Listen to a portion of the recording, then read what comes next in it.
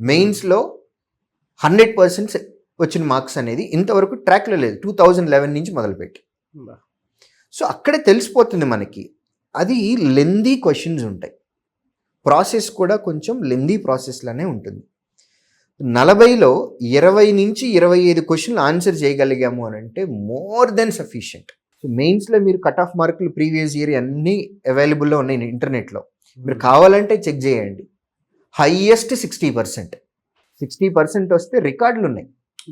గతంలో జరిగిన కొన్ని ఎగ్జామ్స్లో కరెంట్ అఫైర్స్కి సంబంధించి అవుట్ ఆఫ్ ది బాక్స్ మాట్లాడుతున్నాను, బట్ స్టిల్ కరెంట్ అఫైర్స్లో 1 మార్క్ కట్ ఆఫ్ ఉంది. ఎంటైర్ సెక్షన్ మొత్తానికి 1 మార్క్ కట్ ఆఫ్ మార్క్. అంటే మీకు ఏ లెవెల్ ఆఫ్ స్టాండర్డ్ క్వశ్చన్స్ వస్తున్నాయో చూసుకోవాలి. సో అప్పుడు మెయిన్స్లో స్ట్రాటజీ ఎలా ఉండాలి, మెయిన్స్లో కూడా 40 క్వశ్చన్లు చదవాలి. ఫస్ట్ మనం ప్రాక్టీస్ చేసే విధానం కూడా 40 క్వశ్చన్లు చదివేలాగానే స్ట్రాటజీ ఉండాలి. ఆ 40లో మనకి తెలిసినటువంటి 20 క్వశ్చన్లు సాల్వ్ చేయాలి. హైయెస్ట్ టార్గెట్ 25 క్వశ్చన్లు. మెయిన్స్లో 60% కంటే ఇంక ఎక్కువ అవసరం లేదండి, ఎస్పెషల్లీ క్వాంట్ కాబట్టి.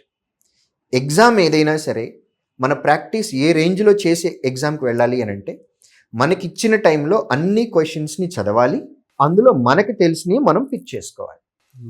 టైం ఎక్కువ పడుతుంది అని అనుకున్నవి, లేదా లెందీగా క్వశ్చన్ ఉంది అని అనుకున్నవి, లేదా మనకి అసలు తెలియనటువంటి క్వశ్చన్స్, మనం చదువుతున్నప్పుడు కొత్తగా అనిపిస్తున్న క్వశ్చన్స్, వీటన్నిటిని స్కిప్ చేయాలి. మనకి తెలిసినవి తక్కువ టైంలో ఆన్సర్ గ్యారంటీగా వస్తాయి అని అనుకున్నవి పిక్ చేయాలి.